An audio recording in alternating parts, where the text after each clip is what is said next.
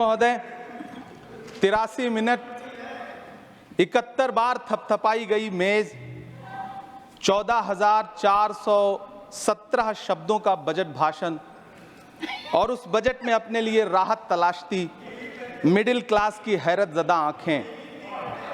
सभापति महोदय, मेरे हाथों में जो दस्तावेज है दरअसल ये देश के किसानों, गरीबों, मजदूरों की उम्मीदों का स्मारक है। ऐसा लग रहा है जैसे वित्त मंत्री महोदया ने बजट नहीं तैयार किया है बल्कि प्रधानमंत्री जी की मन की बात का संकलन तैयार किया है। टूटा हुआ लश्कर का भरम देख रहे हैं, टूटा हुआ लश्कर का भरम देख रहे हैं और जिल्ले इलाही के करम देख रहे हैं। ताकत का नशा अक्ल पे हावी है तुम्हारी, तुम देख न पाओगे जो हम देख रहे हैं। वित्त मंत्री महोदया ने इस बजट में महंगाई पर सिर्फ 10 शब्द बोला है। जिस देश में टमाटर 100 रुपए किलो बिक रहा हो। सभापति महोदय, मेरा टाइम पॉज करें और बार बार इंटरप्ट करने को या तो मना करें। हाँ बोले, कृपया बोले। सभापति महोदय, वित्त मंत्री महोदया ने इस बजट में महंगाई पर सिर्फ 10 शब्द बोले हैं। जिस देश में टमाटर 100 रुपए किलो बिक रहा हो उस देश की वित्त मंत्री के पास बजट में महंगाई पर बोलने के लिए सिर्फ 10 शब्द है। डीजल, पेट्रोल, आटा, चावल, दाल, सब्जी की महंगाई का तो कोई जिक्र ही नहीं। सावन चल रहा है तो प्याज और लहसुन का दाम पूछना तो शायद पाप होगा। मैंने तो यह भी सुना है कि वित्त मंत्री जी जो चीज खुद नहीं खाती हैं उसके दाम से उनका कोई लेना देना नहीं होता। लेकिन इस बार बजट पेश करने के लिए पार्लियामेंट आने से पहले वित्त मंत्री जी ने दही और चीनी खाई थी। अब तो उनसे यह पूछा जा ही सकता है कि उन्हें दही, दूध और चीनी का रेट तो इन दिनों पता ही होगा। क्या उसे सस्ता करवाएंगी या नहीं सस्ता करवाएंगी? अगर पता है तो कृपया सस्ता करवाइए, क्योंकि इसी चीनी ने अमेठी में एक मंत्री महोदया का राजनीतिक कैरियर कड़वा कर दिया। सभापति महोदय, अपने शीश महलों में बैठे हुए सरकार के सांसद और मंत्री कह रहे हैं कि महंगाई कम हो रही है। संसद की कैंटीन से बाहर निकल करके एक चाय का कप खरीदिए, तब समझ में आएगा कि महंगाई कम हो रही है या बढ़ रही है। किसी एक दिन अपनी किसी मजदूर की तरह अपनी दिन भर की दिहाड़ी लेकर के बाजार जाइए और अपने बच्चों के लिए राशन खरीदिए, तब पता चलेगा कि महंगाई कम हो रही है या नहीं हो रही है। यहां बैठ करके बड़ी बड़ी बातें करना आसान है। ये चूनर धानी धानी भूल जाते, ये पुरवा की रवानी भूल जाते, जो आकर 4 दिन गांव में रहते तो सारी लंतरानी भूल जाते।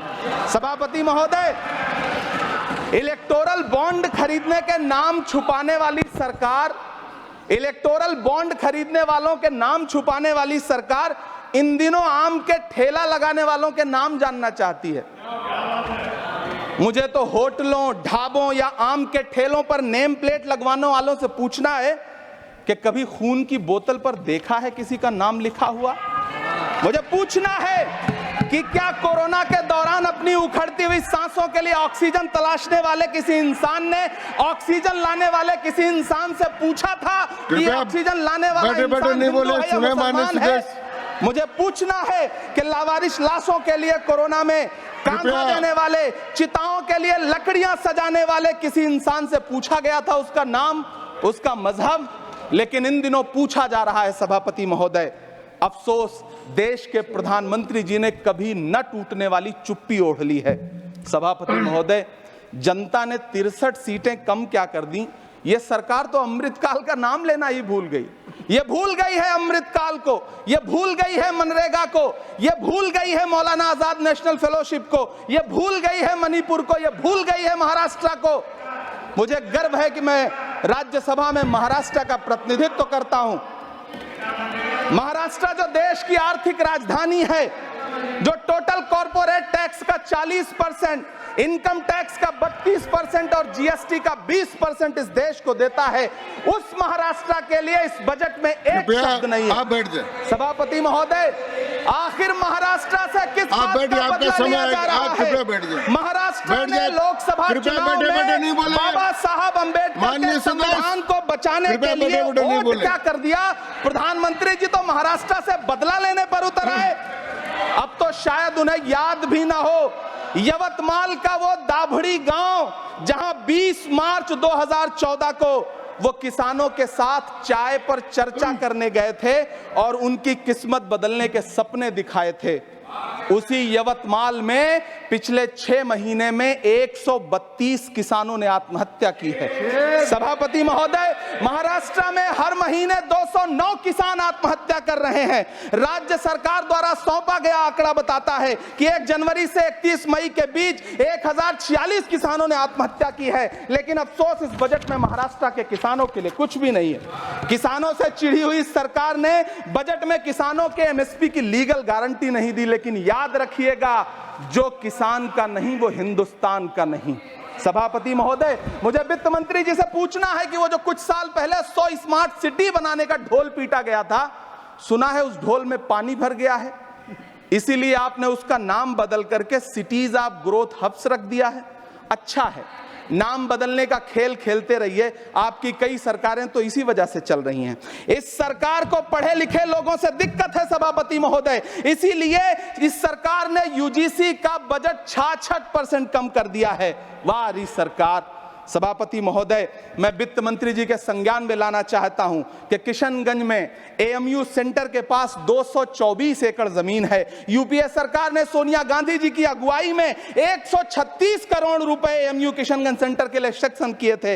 लेकिन आपकी सरकार ने पिछले 10 साल में उस 136 करोड़ में से सिर्फ 10 करोड़ रुपया रिलीज किया है। 1.5 करोड़ की आबादी वाला सीमांचल बेहतर शिक्षा के लिए उस सेंटर की बाट जोह रहा है। मेरा आपसे सवाल है कि इस सेंटर का बाकी पैसा आप कब रिलीज करेंगे। मुझे उम्मीद है वित्त मंत्री महोदया जवाब जरूर देंगी। सीमांचल उसी बिहार में आता है जिसकी बैसाखी के सहारे आपकी सरकार चल रही है। वहां के लोगों को एम्स की जरूरत है। महानंदा और कोसी से होने वाली बाढ़ की तबाही को रोकने के लिए बांध बनाइए, सीमांचल के साथ सौतेला व्यवहार बंद करिए। इकोनॉमिक कॉरिडोर बनाने से किसी राज्य का विकास नहीं होगा। विकास होगा स्वास्थ्य और शिक्षा के बुनियादी मुद्दों के लिए बजट देने पर।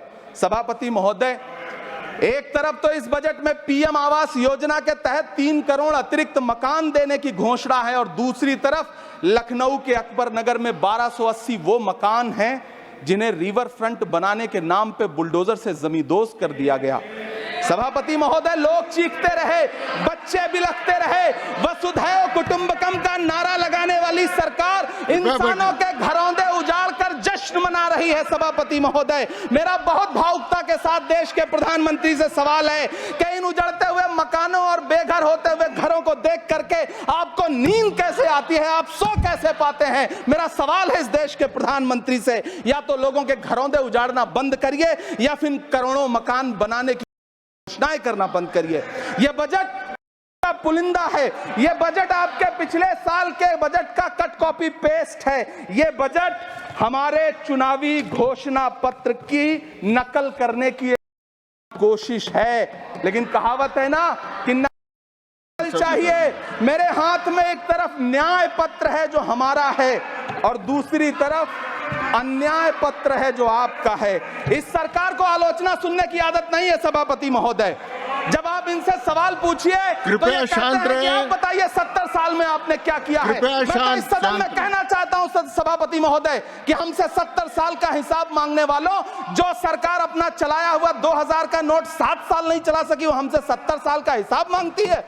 सभापति महोदय, मैं अंत में आपसे यह कहना चाहता हूं, यह बजट बैसाखी पर टिकी हुई सरकार का कुर्सी बचाओ बजट है। इस बजट में राज्यों के साथ, किसानों के साथ, नौजवानों के साथ, महिलाओं के साथ, देश के मिडिल क्लास के साथ अन्याय किया गया है और इस अन्याय का खामियाजा आपको महाराष्ट्र, हरियाणा और झारखंड के चुनाव में भुगतना पड़ेगा। सभापति महोदय, इस सरकार ने नोटबंदी लगाकर देश की आम जनता की पूंजी छीन ली। बैठे नहीं बोले, कृपया। टैक्स लगा करके छोटे व्यापारियों के कारोबार छीन लिए, पेपर लीक करवा करके युवाओं की आंखों से नौकरी के सपने छीन लिए, अग्निवीर लाकर देश के जवानों की उम्मीदें छीन ली, बुलडोजर लगाकर लोगों के आशियाने छीन लिए, महंगाई लाकर देश की जनता की थाली से निवाले छीन लिए और नारा लगाया कि हम तो सेवक हैं। 18-18 घंटे काम करते हैं। इन्हीं लोगों के लिए किसी ने शेर कहा है कि जो सच और झूठ में दूरी है वो दूरी समझते हैं, सियासी हाकिमों की हम भी मजबूरी समझते हैं।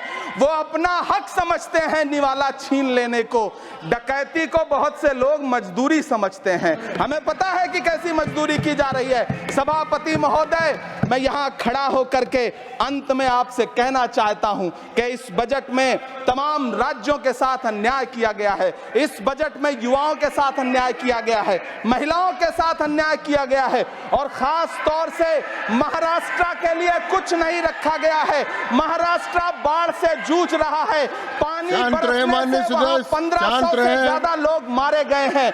उस शहर को, उस राज्य को 4000 करोड़ के पैकेज की जरूरत है ताकि जो फसलें बर्बाद हुई हैं लोगों को राहत दी जा सकी। लेकिन अफसोस, इस बजट में महाराष्ट्र के लिए ऐसा कुछ भी नहीं है। मैं आखिर में यह कहना चाहता हूं कि पिछले 7 दिन से इस बजट का बड़ा ढिंढोरा पीटा जा रहा है, इसे महान बताया जा रहा है। लेकिन कौन महान बता रहा है? सत्ता पक्ष के लोग, उन्हें तो बताना ही है। क्योंकि मैं अवध क्षेत्र से आता हूं, प्रतापगढ़ से, नीरज भाई भी अवध और पूर्वांचल से आते हैं। वहां एक कहावत है कि बिटिया की तारीफ किसने की? बिटिया की महतारी ने, यानी कि बेटी की प्रशंसा किसने की? मां ने। तो इस बजट की तारीफ सत्ता पक्ष करे तो करेगा ही, लेकिन विपक्ष के एक भी सांसद से आप पूछिए कि क्या उसके राज्य को कुछ मिला है, तो वो ये कहेगा कि नहीं, कुछ भी नहीं मिला है। बहुत बहुत धन्यवाद।